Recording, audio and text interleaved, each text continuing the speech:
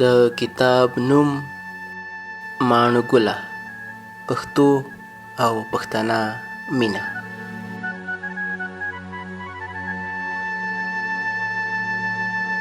لیکواله هماظفر احمدزی. غږ عمران غني ساپۍ. د کتاب غږیز بڼه د کتابتون یوټیوب چینل، کتابتون فیسبوک پاڼه او کتابتون ویبسایټ څخه اورئ. پیل.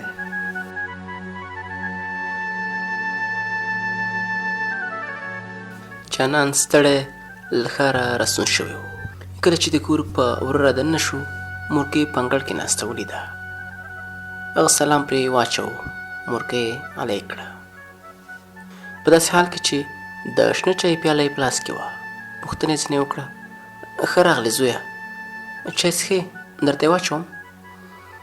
جانان زیاته کړه: نه دې مورې، چای نه څښم. په داسې حال کې چې نازکه د جانان وړه خور له هغې خوا د دوی په لور را روانه وه. جانان وویل: لږ وږی یم، ما ته به مې خورکه له ګل نازکه لږې هګۍ پخې کړي. مور یې وویل: هغه ډېره په غوسه ده، ته چې ښار ته تلې نو غږ دې ورته نه و کړی.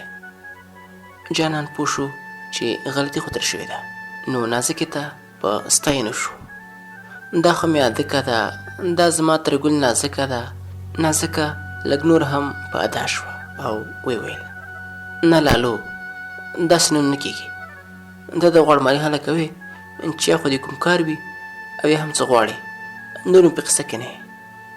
جانان خپله خورکۍ په خوا کې ونیوله او ویې ویل: و د زړه سره، ته امر کوه، زه تابعدار یم. نازکې لږ تنده یې ترېو کړه او ویې ویل: ما ویل چې ته کله ځې نو ما ته به رنګینه لپټه راوړې. اوس به زه د مادو لالا په واده کې څه په سر وم. مادو چې اصل کې میعادالدین نومېده، په رشته کې د جانان د ترور زوی یادېده، خو ټول ورته په لنډو کې مادو ویلې. له دې سره د جانان زړه ته نږدې ملګری هم وه. جانان په ډېره مینه خپلې خور ته وویل: وساده، ستا لپاره لوپټې ډېرې. جانان مور ته مخ ور واړو او ویې ویل: ها رښتیا، ادې مورې، مادو مې په لاره کې ولیده، دا بلنلیک یې هم راکړه او ویې ویل چې خامخا به راځې. مور یې زیاته کړه: زه خو واده ته نشم تللی، بیا به مبارکي ته ورښکاره شم، تا او نازکه به ورشئ. دې وخت کې جانان جیب ته لاس کړ او پیسې راواخیستې. مور ته یې ونیولې، کومې چې د ده مشر ورور له لندن نه رالېږلې وې، او زیاته یې کړه: ادې مورې، جمال الله ویل چې تشویش مه کوه، بس دعا راته کوه، او دا ځل که خیر وي موبایل درته اخلم او په مړه به خبرې در سره کوم. جانان لا خبره نه وه خلاصه کړې چې نازکې د پخ شویو هګیو کړۍ د جانان مخې ته کېښوده. جانان په خوراک بوخت شو، خو مور یې په شا تللو قدمونو تېر وخت په لور سفر شروع کړه. هغې ته د جانان پلار جهانګیر ور په یاد شو. جهانګیر یو باهمته غښتلی سړی و. له دې سره هغه یو ډېر پیاوړی پیلوټ هم و. دوی ډېر راحته ژوند درلود او دریو ماشومانو یې د ژوند ښکلا لا زیاته کړې وه. جمال د دوی مشر زوی، جانان یې دوهم او نازکه تر دوی کشره وه. نازکه له پلار نه یو کل نه پاتې وه، ځکه دوی ډېره نازوله تر څو د پلار کمی په ژوند کې احساس نه کړي. جمال ډېره هیله لرله چې د پلار په شان یو تکړه پیلوټ شي، خو حالاتو او د مور او د وړو خور او ورور ذمه ور ورته غاړه ویسته چې د ملک کاکا له زامنو سره بهر ملک ته لاړ شي.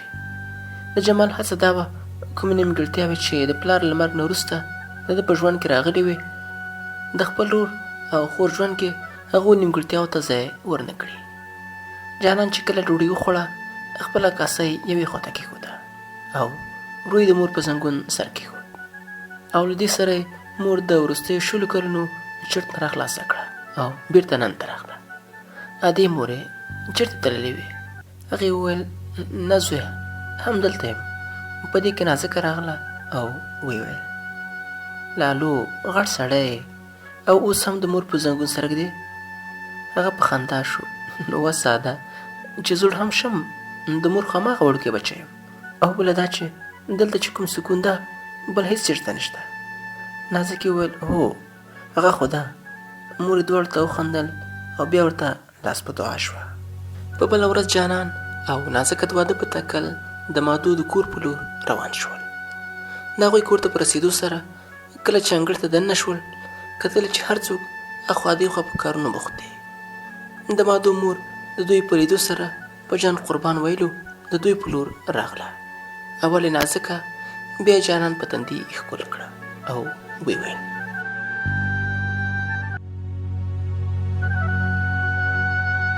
سترګې مې تشې تشې اوښتې. ښه شو چې راغلې زویه، بې له تا نه خو د هېڅ شي خوند نه وي.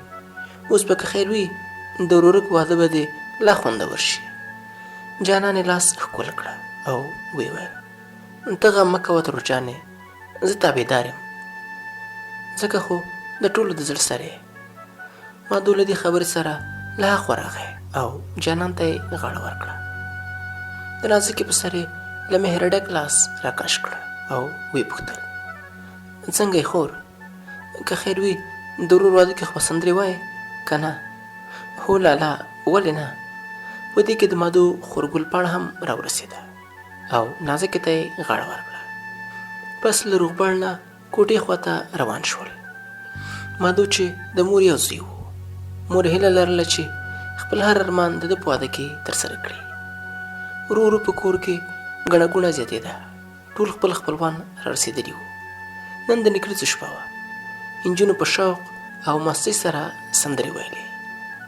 نازکې او ګلپاڼې به کله کار ته منډه کړه او کله به سندرو ویلو لګیا وې. د ماخوستن د ډوډۍ وخت په کېدو و.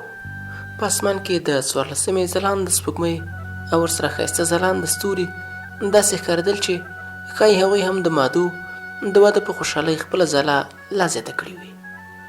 ورسره د پسرلي مهال د شمال نرۍ عطرینه وږمې نور هم زړه ته خوښي وربښله. په دې کې مادو پر جانان غږ وکړه چې لاړ شي او د ښځینه مېلمنو حساب راوړي تر څو ډوډۍ ور برابره کړو. جانان په منډه راغی او د مادو مور نه یې وپوښتل ترور مېلمانه به څومره وي چې ډوډۍ برابره کړو؟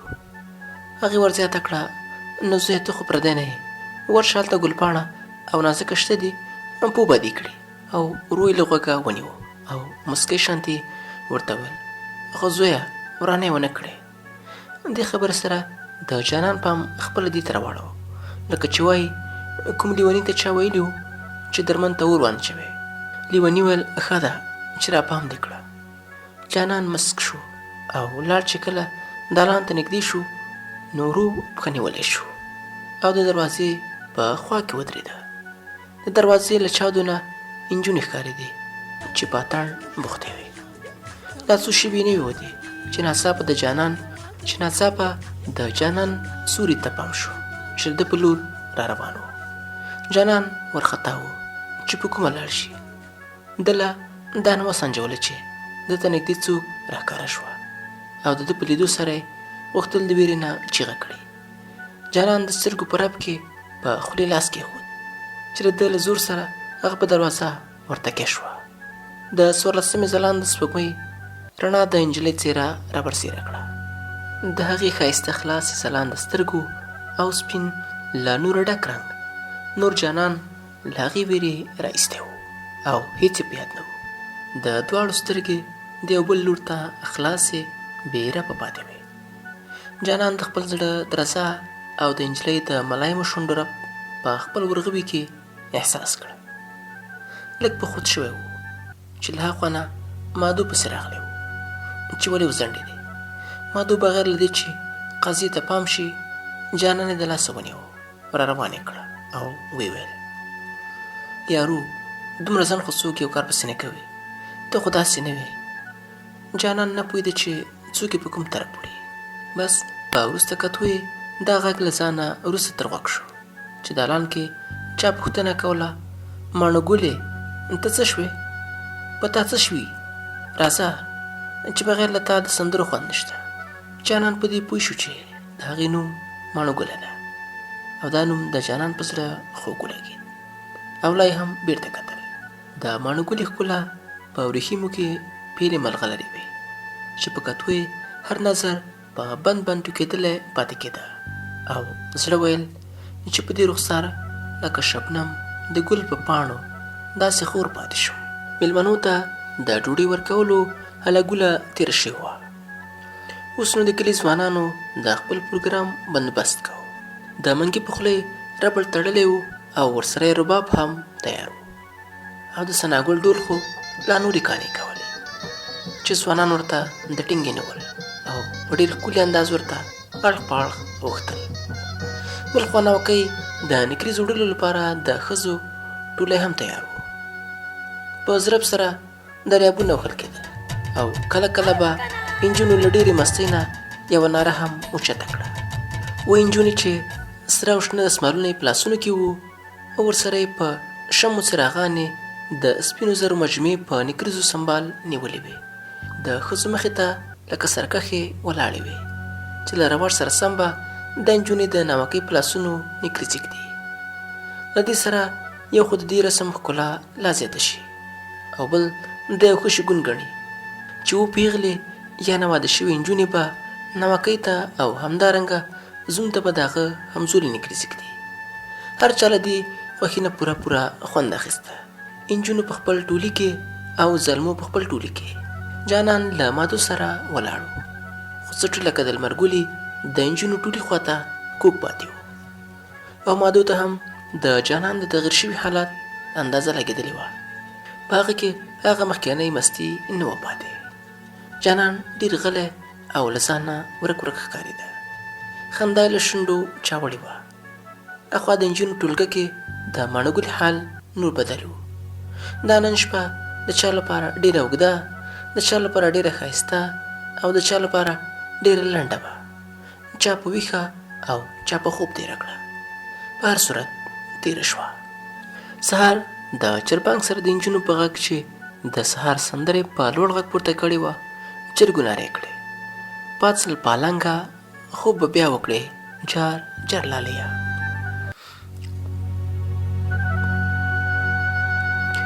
سهار د چرګبانګ سره د انجونو په غږ چې د سهار سندرې په لوړ غږ پورته کړې وه چرګو نارې کړې. پاڅه له پالنګه خوب به بیا وکړې جار جار لاليه. دا سندره د جانان په زړه لږ ډېره ښه ولګېده. ټول له خوبه پاڅېدل او یو ځل بیا ټول په کارونو او په میلمه پالنه بوخت شول. تر هغه چې د مادو د ناوې ډولۍ د کور په انګړ کې ښکته شوه. له رواج سره سم ناوکۍ تر هغه د خسر په کور کې ډوډۍ نه خوري تر څو چې نکاح نه وي تړل شوی. نو ځکه ټول د نکاح د مراسمو بندوبست کې لګیا وو. د ښادي ستړیا وه، څوک پرې نه پوهېدل. یو پیاله شین چای، خوږې میوې او یو سندره یې علاج وه. ورځ په تېرېدو وه. مازدیګر د لمر وړانګې ماښام ته سپارلې او ماښام هم ورو ورو پلو پرې خوره وه. دا بله شپه نو د نکاح شپه وه.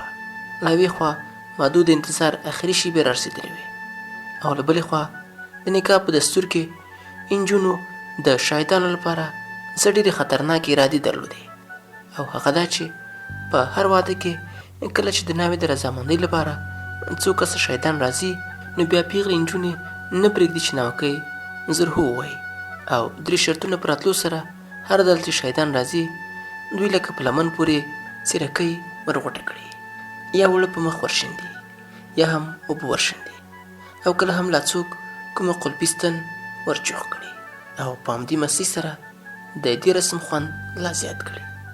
دا خو د نکاح د رسم نښوالی چې شاهدان ورسره مخ وي. خو دلته له یوې خوا د مادو د انتظار شېبې په ختمېدو وې، له بلې خوا د جانان د زړه درزه له دې خبرې سره زیاته شوه چې د مادو مور ورته وویل چې زویه یو شاهد به ته یې، د ورورک واده دې دی. دا وخت هر کله نه وي. د جانان زړه په څو لارو کې و خو ترور ته یې هم نشو ویلی ځکه یې سر د هو په طرز وښوروه او ویې ویل ترور زه تاپېدار یم. هغې هم په تندي ښکل کړه او زیاته یې کړه د تابعدار زوی نه صدقه شم. د جانان په شمول 2 نور ځوانان په هغه لور روان شول چیرې چې ناوکۍ ناسته وه. کله چې دننه ورغلل ګوري چې 2 نجونو یوه ډېره ښکلې شنه او ګلابي رنګه لوپټه د ناوې مخ ته نیولې او نور شاوخوا لکه ښکاري چې ښکار ته غلی وي انتظار ولاړې وې. که څه هم جانان په هر څه کې پیاوړی و، خو دا ځل دا هر څه ورته نوي وو، نو ځکه یې نورو ته کتل چې څه وکړي او په تعقیب د 2 نورو ملګرو د هغه څادر یا لوپټې تر خوا کومه چې د ناوې مخې ته نیولې وه ورو ورو کېناستل. د ناستې سره د ولاړې نجلۍ د ټیکري پیڅ کله که چې د نجونو له شرارت نه جانان په پلو کې پټوي، په ناګهانه توګه د ده پر اوږه راپرېوته او د لونګو ښایسته عطرینه وږمې یو ځل بیا له ځانه لرې یوړ او د زړه حال یې نور شو. دا په ژوند کې لومړی او د پرون نه تر اوسه پورې 2م ځل و چې ورسره لاس ګرېوان و. د نجونو غږ پورته شو چې ځئ بیا راځي. د یوې شېبې وروسته ولاړېدو سره یې د زړه درزا او بېقراري دې ته اړویسته چې په څنګ وګوري. جانان ځان ته ډېره ډاډ ورکړه او سترګې روشن اوچتې کړې. له کتو سره یې ماڼو ګله خپل څنګ کې ډېره نږدې محسوسه کړه. هغې نظر یې د بېرته راګرځېدو نوم نه اخیسته تر څو چې ورسره راغلي ملګري یې د لاس ونیوه او د وتو سره د نجونو د اوبو او اوړو باران شروع شو. شاهدانو ناوې ته د 2م ځل د ورتګ اراده وکړه او بیا د نجونو په ټولي وردننه شول. جانان لاسم خپل ځای ته نور راغلی، لا یې هماغه د ټیکري پیڅکه نیولې وه چې لا نور هم په هماغه خیال کې تر ډېره مخکې تللی و. تر سترګو یې دا منظر پرده شوی و چې د هغه ښایسته شنه او ګلابي ټیکري تر شا د ده هغه زړه ته راغلې شهزادګۍ ناسته ده او څو ځوانان ترې د ده لپاره د رضامندۍ پوښتنه کوي. په همدې کې و چې ناڅاپه یې پر مخ په دې ودې د اوبو څو څاڅکي احساس کړه او د نجونو د لاسونو پړکا او شوري غوږونه ور وتخنول. ټول یو بل ته مبارکي ورکوله، خو د مینې د الهام په رښتې لا پخوا جانان ته د هغه زړه کې راغلې شهزادګۍ مبارکي ویلې وه او هغه قبوله کړې هم وه. جانان د ماڼو ګلې له پلو لاندې په څنګ راکتلې، یو نظر باندې خپل زړه هغې ته حواله کړی و او داسې ښکارېده چې ماڼو ګلې هم د جانان مینه د پلو په پیڅکه تړلې وه. د واده به سنډول هم ورو ورو په خلاصېدو و. چا مبارکیانې اخیستې او چا مخه ښه کوله. نازکه او جانان هم کور ته د تلو په تکل شول. له واده نه کور ته د راتلو په وخت جانان له نازکې نه د هغه او دغه په بانه د ماڼو ګلې په هکله د معلومات کولو هڅه کوله. د نازکې له څه ناڅه معلوماتو سره سم ماڼو ګله د ګلخان اکا لور وه او د دوی کلي پورې تړلې سیمه کې کلي نږدې میشته وه. نازکې دا هم وویل چې زموږ د برپټې نږدې د ماڼو ګلې کور دی او هغه ډېره پرې ګرانه شوې هم وه. له دې سره نازکې جانان ته وکتل او سر یې وخوځاوه. هلالو تا جینکو ته هم کتلی دي؟ جانان دا خبره په خندا تېره کړه. جانان به کله ناکله ډېر پټي خواته ته له کوم ځای نه چې د دوی د ځمکې پایله او د ماڼو ګلې د کور پولې شروع کېدې. هلته به په خپل پټي کې لګیا و او له بره خوا راغلې وږمې به هم پرېښې لګېدې او پیزه کاب ورته شپېلۍ وښله. د جانان ډېره خوښېده چې شپېلۍ زده کړي، خو دا له ده نه وه پوره. بس د پیزکه کله مستې او کله هم د درده ډکې نغمې به یې اورېدې. پیزکه د کلي یو ډېر ښه او په خدای مین او صادقه سړی و. ښکلې نوراني څهره او غټې بڼورې سترګې درلودې. ډېر په ارامه خبرې کول او هره خبره په ارام او سړه سینه اورېدل د پیزکه شخصیت ته نور هم ښکلا وربښله. پیزکه ډېر کلونه مخکې د کوم بل ځای نه راغلی و، نو ځکه د پیزکه د ژوند پټي چاته دومره نه معلوم، خو د شپېلۍ په غږ کې د یوې ورکې مینې درد نغښتی و او ټول د زړه بلاس به یې په مخه ویسته. جانان په هغه ډېر ګران و او اوس خو د ده په زړه هم ډېر ښه پوهېده او د جانان د رښتینې او صادقه مینې قدر یې کوو. کله ناکله به په ټوکه ورته مسک شو او ځوروه به یې چې زویه دا بره پټی ډېر نه دی در باندې ګران شوی؟ بس چې ګورم دې په دې خوا رالوته یې. جانان هم لږ مسک شو. نه کاکا دا څه وایې؟ زه خو ستا شپېلۍ اورېدو ته راځم. ستا د شپېلۍ غږ ما دلته راکاږي. د پیز اکا په شپېلۍ کې به دا سندره خامخا یو ځل جانان لپاره اجرا کېده. بیا هغه شان ووایه ما ته جانان ووایه. جانان به له دې سره په خندا شو. پیز اکا ته نو نه درېږې، دا ورانۍ کوې. دا د ورانۍ په خبره هم صرف دوی دواړه پوهېدل او بس. او کله به چې د پیز اکا د شپېلۍ کوم تال ډېر ښه ولګېده نو سترګې به یې پټې کړې او بې اختیاره به یې لاس تر سر اوچت کړه. تا به ویل چې په دې یوه شېبه پټو سترګو کې ډېر څه وویل او ډېر څه یې واورېدل.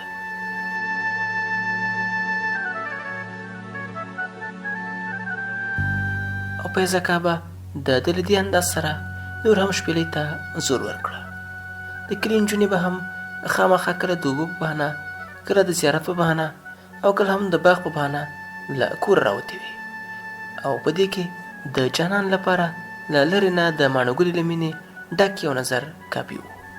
خو د بختیاري سره ماڼو ګلې او جانان په ناڅاپي توګه یو ځلې په زیارت کې یو بل سره لیدلي وو او د خپلې مینې د نیاز مزي هلته هم تړلي وو. او هغه داسې چې یو ورځ ماڼو ګله او د هغې همزولې نیازه، سلګۍ او للمه زیارت ته تللې وې او هر یوې د الله پاک نه څه نه څه غوښتل او خپل د نیاز مزي یې په هغه ستنه کوم چې په زیارت کې یو لور ته ښخه وه وتړل. خو نن خدای سته ولې د ماڼو ګلې په خوله کومه دعا نه برابرېده او نه پوهېده چې د الله پاک نه څه وغواړي. للمې او مزه د هغې په لاس کې ورکړه او ورته یې وویل دا واخله او هلته یې وتړه. که خدای کول ستا مزي تړلو سره به خدای ګل اکا ته ښکلی زوم ورکړي. له دې سره ټولو په کړس کړس وخندل. خو ماڼو ګلې روښانې نرۍ مسکا وکړه او هېڅ یې ونه ویل. په دې ورځ د جانان په زړه کې یوه ورکه بېقراري وه. د پیز اکا د لیدو په تکل له کوره راووته. خو پټي ته په رسېدو سره یې پیز اکا هلته ونه لیده. ګمان یې وکړه چې زیارت ته به تللی وي، ځکه دا دوهم ځای و چې پیز اکا به پکې لیدل کېده. بې اختیاره یې قدمونه د زیارت په لور په وړاندې تلل شول لکه چې څوک یې په بلنه هلته غواړي. ده هم د ځان سره وویل چې ګواکې هلته به څه شي به واړوي او ښه به شي. زیارت ته د رسېدو سره په ارامه او راحته قدمونو سره پاس د ورختو په حال کې و چې بل خوا هلته د ماڼو ګلې همزولو د ماڼو ګلې د ځورېدو په تکل د زیارت شاته پټې شوې وې چې ګواکې د یوازې پاتې شي نو څه به کوي. د ماڼو ګلې په لاس کې د للمې ورکړل شوی مزی له هماغسې پاتې و او په ناغښتلو قدمونو د ستنې خواته ورغله. خو ورو یې د ټیکري پیڅکې ته لاس کړه او د پلو غوټه شوې پیڅکه یې خلاصه کړه. په یو وریښمین مزي تړلې وه تڼۍ او د زرو باونو څو جلا شوي ګونګري یې راواخیستل او په فکر کې ډوبه وه. یو ځل بیا یې په خپلې خولې ایښی د چا لاس محسوس کړه او د جانان له ستونې هغه شلېدلې تڼۍ یې ولیده کوم چې د هغې په ټټر د باهو په ګونګرو کې نغښتې پاتې وه او د هغه ته هم معلومه نه وه. تللی نظر یې له هماغسې په مزي پرېوتی و. خو شېبه وروسته یې یو ځل مزي ته او بیا هغې ستنې ته وکتل. د مزي له ځای نه د لرې کېدو زړه یې ونه کړه. ورو یې موټی بیرته بند کړه. په شا تللو قدمونو د زیارت نه د وتو په تکل شوه کوم چې دی اورېدلي و چې کله هم څوک له زیارت نه وځي نو شا دې نه اړوي او په شا تللو قدمونو دې ترې ووځي.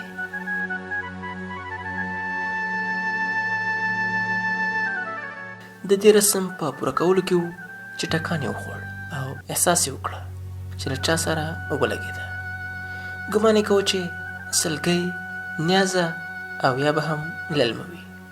خو د زړه درزا یې څه نوره ګواهي ورکوله. کله یې زړه داسې درزېدلی نه و احساس کړی، خو دا ټکان څه ناشنا هم نه و.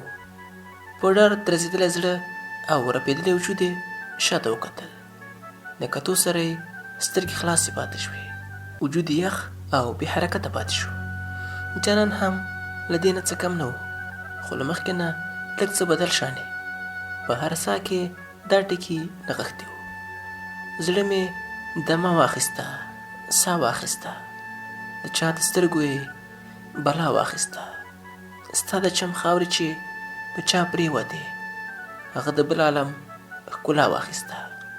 او دغه د بل عالم ښکلا کې ورک د زړونو هر څه نه بې خبره یو بل ته نږدې، یو د بل په خوا کې ول، او د سترګو په ویان د نظر ډېر څه ویلي او اورېدلي ول. جانان په ورو د ماڼو ګلې لاس ونیو او د هغې بند موټي ته یې پام شو. ماڼو ګلې هم په خوله څه ونه ویل، او د جانان په سترګو کې پوښتلی سوال ځواب یې د موټي په خلاصولو سره او په هغه وریښمین مزي تړلې تڼۍ او څو ګونګورې د جانان ورغوي کې کېښودې، او له هماغه وخت نه یې د جانان منلې مینه څرګنده کړه. یو نظر یو بل ته په کتو سره دواړه د ستنې خواته روان شول، او په ګډه یې د نیاز مزه ستنې پورې غوټه کړه. دوه زړونو صرف دا احساس کوو چې مینه ژوند، مینه هستي ده، مینه ټوله زندگی ده، مینه سترګو د جانان کې یو ښایسته شانتې مستی ده، ستا د سرو شونډو خندا کې مینه تنده ده، مستی ده، مینه ستا مسته خندا ده، مینه ستا ښایسته ځواني ده، مینه شان د بندګي ده، مینه رنګ د زندگی ده.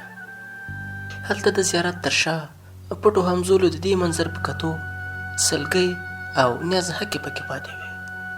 خو د للمې دې خبرې چې ما ویل چې دا د نیاز مزی به ضرور کار ورکوي، ټول بیرته ځای ته راوستل.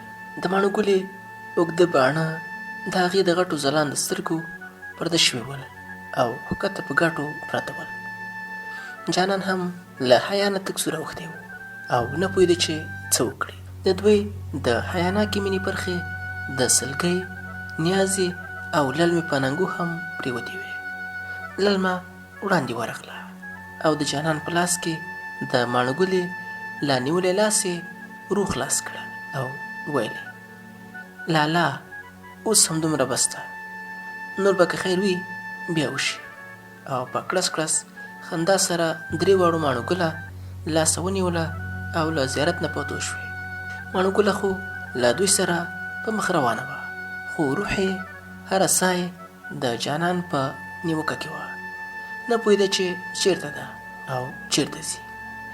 جانان هم ساه وتلی لکه څوک چې روح له تن نه جلا کوي، ګړنګ د ستنې خواته ولاړ پاتې و. او د زړه تسلي دا دوه بیته و: دا درد زما د زړه، زما ارمان څومره ښایسته دی، هر څوک کمې قاتل دی، خو جانان څومره ښایسته دی.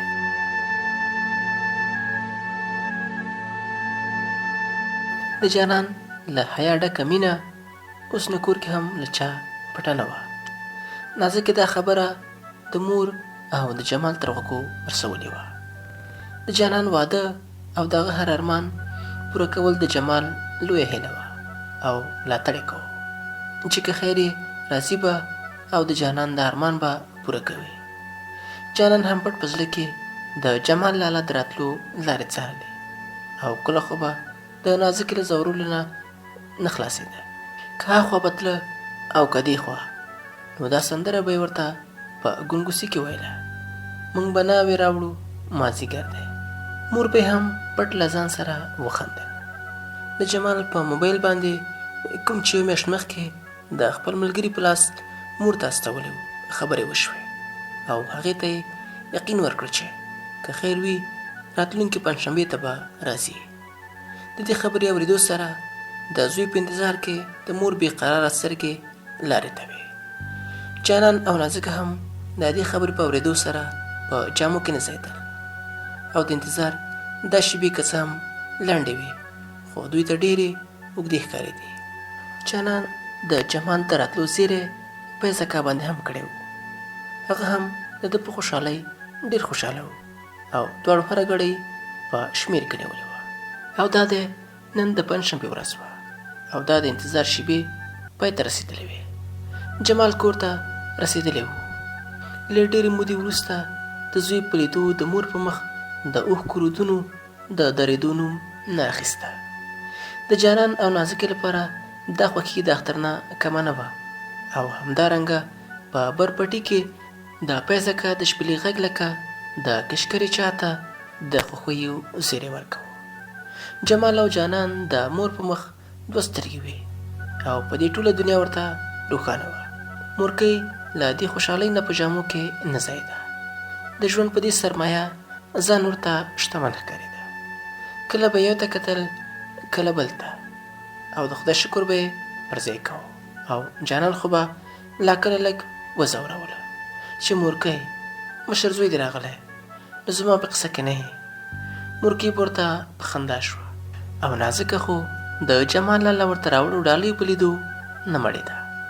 د جمال په کور کې لا 3 ورځې ودې وې خو کله به چې د باندې تللو په تکلو نو جانان به ترې وپوښتل لالا چېرته ځې؟ نازکې به په کړس کړس وخندل او ورته به یې وویل نه لالا چېرته نه ځې. د چېرته نه ځې په مطلب باندې جمال هم ښه پوهېده او د جانان د دې پوښتنې او د نازکې په کړس کړس خندا جمال ته هم ډېر خوند ورکوه. ځکه خو به یې کله د جانان د ځورولو لپاره هسې ویل چې زه به لاړ شم. جانان هم نور په دې پوهېدلی و چې جمال لالا د ده له دې حالت نه خوند اخلي. ځکه به یې ځان غلی ونیو او هڅه به یې کوله چې چېرته ځې خبرې له خولې ونه وځي. یو سهار جمال له مور سره د خبرو اترو نه وروسته د ګلخان اکا د کور په لور روان شو. نازکې دا خبره د جانان تر غوږو رسولې وه چې لالا نن چېرته ځې؟ مور یې نازکه او جانان په ورک انتظار کې ډېر بې قراره و خو یو بل ته یې څه نه ویل او نه یې په یو بل ځان پوهه. خو کله چې جمال کور ته راغی نو لږ غلی شان ښکارېده. هڅه یې کوله چې څوک پرې پوه نه شي. دا ګړی جانان کور کې نه و. نازکې ته یې د چای لپاره وویل او نور له مور سره په ګونګسي شو. جانان چې کله راغی نو هڅه یې کوله چې په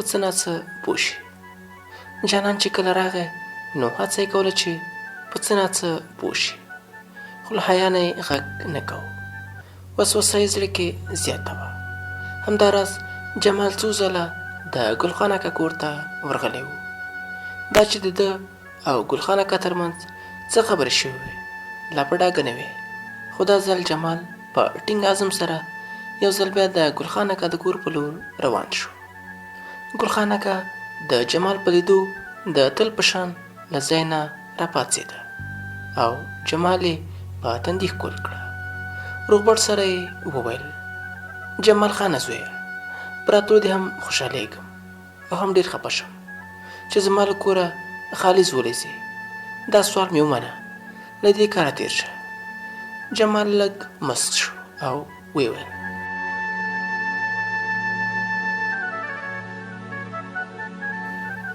ګل اکا سوال ته خو زه راغلی یم او راځم نو د خالي زولۍ ته له ګلو ډکه کړه. هر څه ستا په لاس کې دي. خبره داسې وه چې ګلخان اکا له همغه اول ځل نه جمال ته نه کړې وه او ویلي و چې که مخکې راغلی وې نو بیا هم څه خبره نه وه دا کار به شوی و. که څه هم ګلخان اکا د جمال او جانان په کړو وړو او ژوند باندې هیڅ اعتراض نه درلود او دا ډېر پرې ګران هم ول او د دوی د همت ستاینه یې کوله. د جمال سر په دې نه خلاصېده چې د هغه د انکار وجه څه ده او ګل اکا هم دا نه واضح کړي چې ولې او د انکار علت څه دی. نو ځکه جمال لا تمه نه وه ترې شکولی. خو دا ځل هغه وروشانې جمال ته په ډاګه کړه چې مخکې نه د هغې یو ملګري فتح خان دې ته په دې هکله خبره کړې وه او ده هم د هغه د زړه ساتلو لپاره ورته هو کړې وه. خو دا تر اوسه صرف د دوی ترمنځ شوې خبره وه او تېره شپه ګل اکا فتح خان سره هم په دې هکله غږېدلی و. او هغه په کور کې هم ویلي وو، ځکه مخکې نه نورو ته دا خبره معلومه نه وه. که څه هم دا خبره پخه نه وه، هغه زیاته کړه چې نشي کولی له خپلې ژبې واوړي. د جمال ټینګار سره ښایي په دا 2 هفتو کې د ماڼو ګلې واده برابر کړي. ښایي ګل خان اکا له دې کشمکش نه د خلاصون لپاره داسې کول غوښتل، خو د جمال هڅه دا وه چې ګواکې ګل خان اکا ته به په دې قناعت ورکړي او راضي به یې کړي چې له ژبني لوز نه په شرعي توګه د نجلۍ رضامندي په رشته کې ضروري وي. خو دلته د 2 زړونو خبره د شریعت مطابق د نجلۍ رضامندي خبره مهمه نه وه. مهمه د پښتون ګل خان اکا له خولې نه د وټکې وتلی و چې هغه لا د مخه فتح خان اکا ته کړې وه، او دلته د چا مینې، د چا رضامندي، د چا زاریو هیڅ ارزښت نه درلود. جمال ښایي چې په ژوند کې د پلار له مرګ نه وروسته دا 2م ځل و چې ځان یې ډېر بېوسه ګڼه او هر ځل په خواشیني کور ته راستنېده. د هر څه پټولو هڅه یې کوله چې په جانان بد اغېزه ونه کړي، خو دا خبرې نورې د پټېدو نه وې، ځکه په دې نږدو کې د ماڼو ګلې د واده انګازې خورې وې. جانان لا په خپل نیمګړي قسمت نه و یقیني شوی، لا یې زړه نه منله چې ګواکې خپله مینه د خپل ژوند خوښي او خپل ارمان به داسې ژر او اسانه لاسه ورکړي.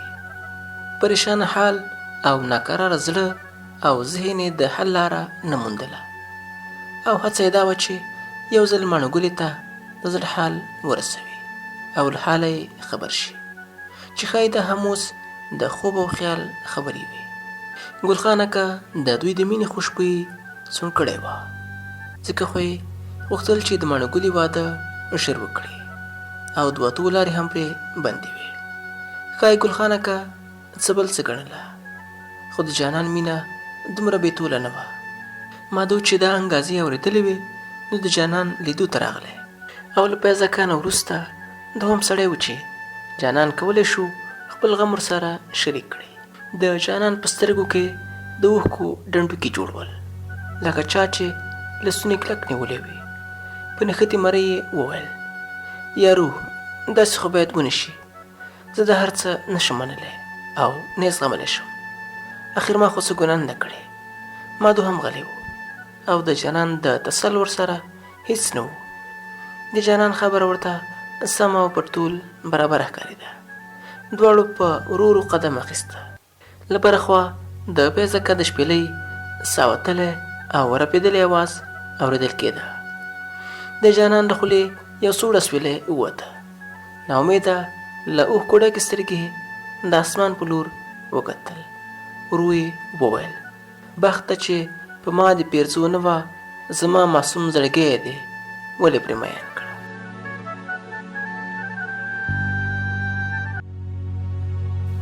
جمال هم د خپله بېوسي او د جانان درېدلې څهره نه شوه کتلی. کله خو به یې زړه دې سوچونو ته مجبور کړه چې لکه د باز په شان ماڼو ګله په پنجو کې راوچته کړي او د جانان د مینې دنیا ودانه کړي. خو عقل دا صلاح نه ورکوله. له بل خوا جانان ته په کلي کې لویشت لویشت ځمکه سور اور ګرځېدلې وه. لا خو چې نن د ماڼو ګلې کور ته د نکریزو لپاره د ورا راتلو یې هم اورېدلي وو، نو نه پوهېده چې څه وکړي. په هېڅ صورت یې نه غوښتل چې دا ورځې په کلي کې تېرې کړي او هغه څه وزغمي کوم چې دی د زغملو توان په ځان کې نه ویني. له کور نه د باندې راوتلو په تکل شو، ځکه دی هم نه غوښتل چې د ده د زور په وجه خپله مورکۍ جمال او نازکه زورېدلې وګوري. له وتو سره جمال پرې غږ وکړه، جانانه چېرته ځې د زړه سره؟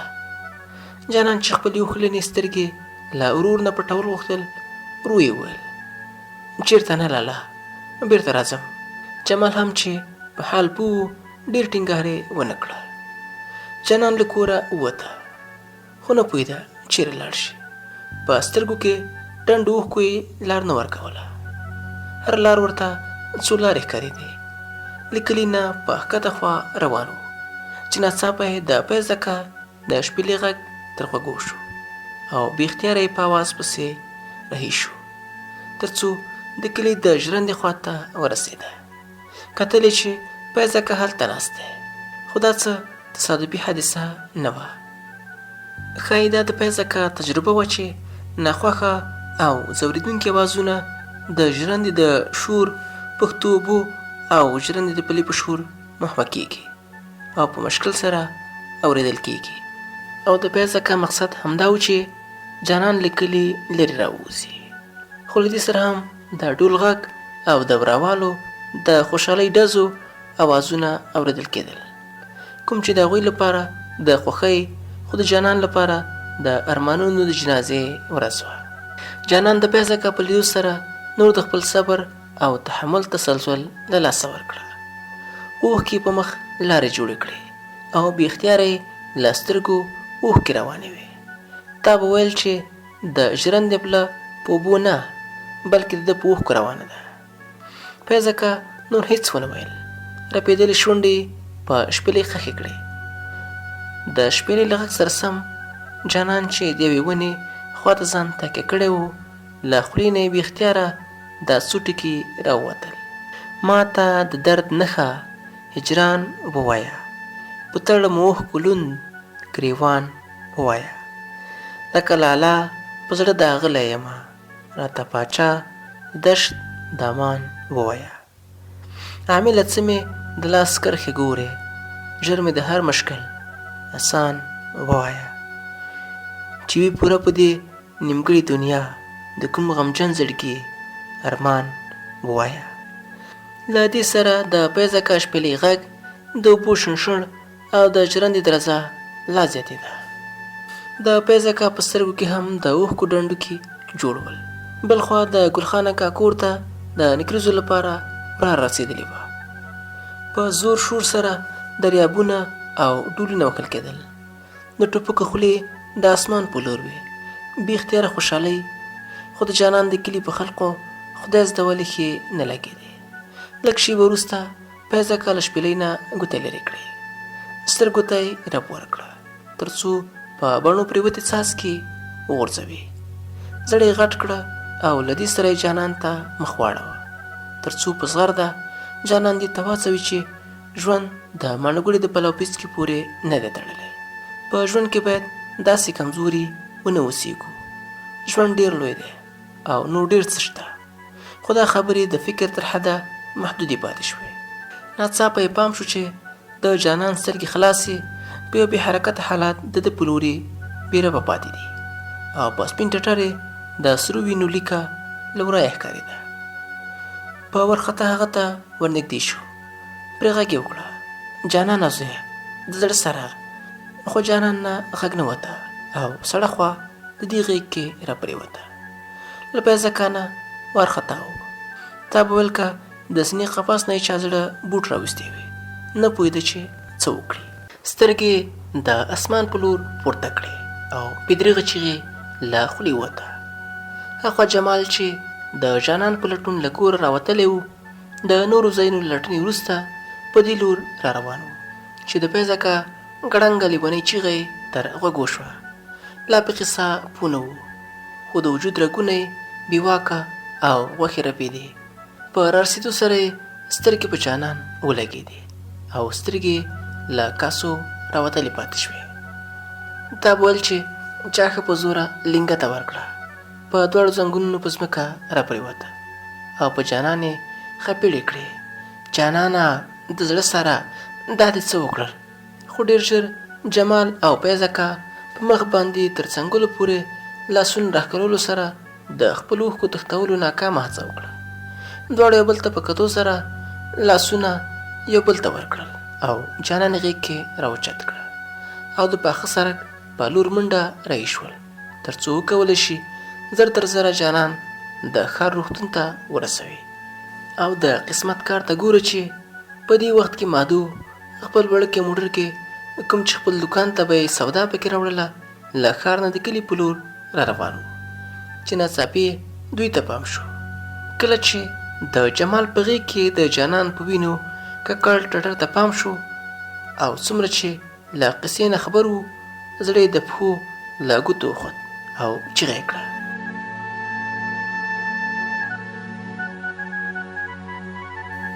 جانانه دا دې څه وکړل؟ او مخکې له دې چې نور څه ووایي او وپوښتي په بیړه یې جانان موټر ته وخېژاوه او د ښار د روغتون په لور روان شول، تر څو روغتون ته ورسېدل. هېچا سره هېڅ هم د ویلو لپاره نه ول. ټول غلي ول او چا ویلي که هم وایه نو څه به یې ویل. ټولو په زړه دا منلې وه چې ښایي جانان ځان ویشتی وي، خو د پیازکه موجودګي دا خبره ردوله. خو په دې هم ځان ته چا یقین نشو ورکولی، ځکه چې جانان سره داسې څه نه ول او هغه د هغو کمزوره خلقو نه هم نه و چې خپلې مینې ته داسې د پای ټکی کېږدي. او دا هم دوی ته د منلو وړ نه وه چې داسې څوک به وي چې د جانان په شان د مینې خزانې باندې په داسې بېرحمانه توګه تیرې وکړي. له دې لاجوابه او معما ډوله ګونګیو فکرونو او سوالونو سره د ټولو پر مخ د اوښکو رودونه روان ول. دا خبره کلي ته هم رسېدلې وه. د جانان د حال څه واضح پته نه ولګېدلې. ټول کری شپه د روغتون په تمځای کې هاخوا دېخوا تلل راتلل. د شپې خورې تیارې د رڼا نوم نه اخیسته. ښکارېده چې نوره به رڼا نه راځي، نور به لمر خپلې زرینې وړانګې نه خوروي. ښایي زړه یې نه غوښتل چې خپلې وړانګې په دنیاوالو وغړوي. ناغوښتلی او ناراضه ناراضه پراخته شو. د اوښکو پرخې لا د جمال په سترګو او مخ خورې وې چې ډاکټر یې خواته راغی او د هغو سوالونو او معما حل یې راوړ کوم چې د ټولو په زړونو کې د وینو ډنډونه جوړ کړي وو. او ټولو ته جوته شوه چې جانان د هوایي ډزو په سړه مرمۍ لګېدلی او هغه هم د ماڼو ګلې د واده په خوشحالۍ ډزو. او هغې سړې مرمۍ هغه له دې بېرحمه بېمینې دنیا او هغو دردونو نه چې د ګلخان اکا پښتو ورکړي ول بېغمه او راحته کړه. نور به یې زړه د ماڼو ګلې په مینه کې د ماڼو ګلې په نوم نه درزېږي. نور به یې د مینې درد نه احساسوي. نور به د ماڼو ګلې په یاد کې مست د فیض اکا د شپېلۍ اواز ته لاس تر اسمان نه اوچتوي. نور به د نازکې له کړس کړس خندا سره نه خاندي. نور به له جمال لالا نه نه پوښتي چې لالا چېرته ځې.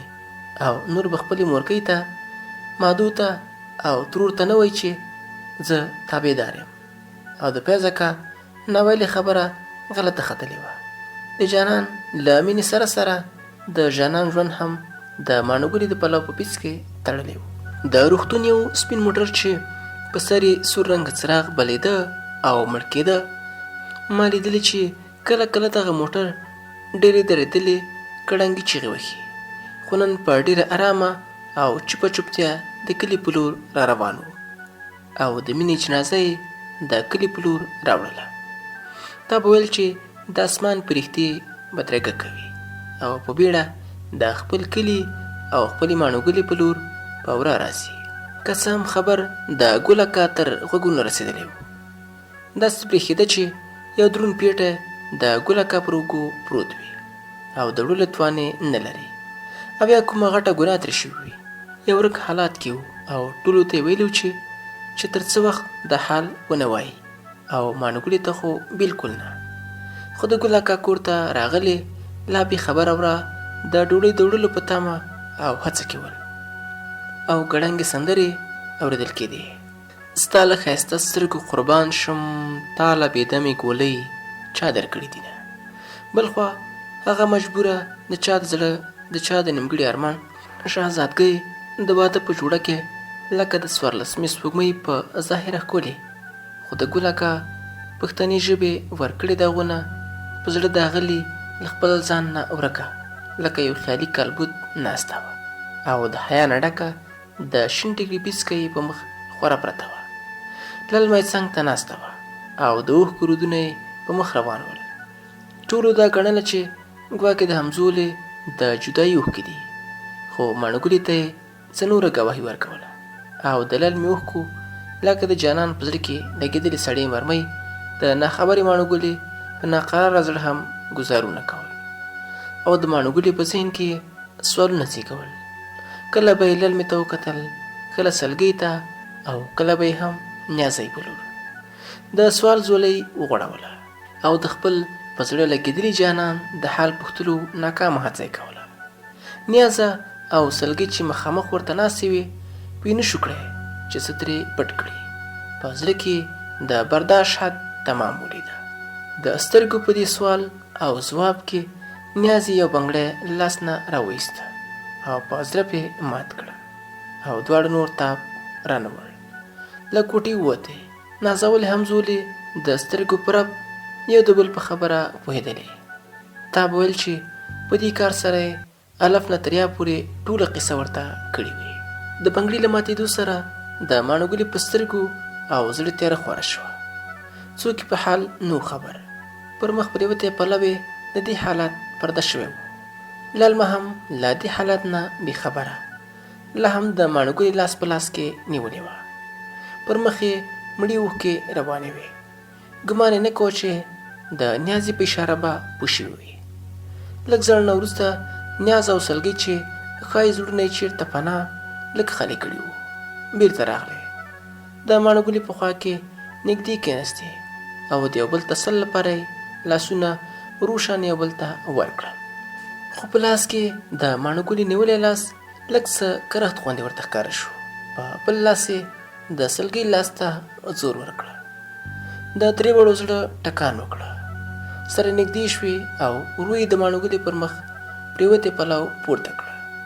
د ماڼو ګلې ښکلی بشر لا ښکلی ښکارېده خو لږ تغییر سره.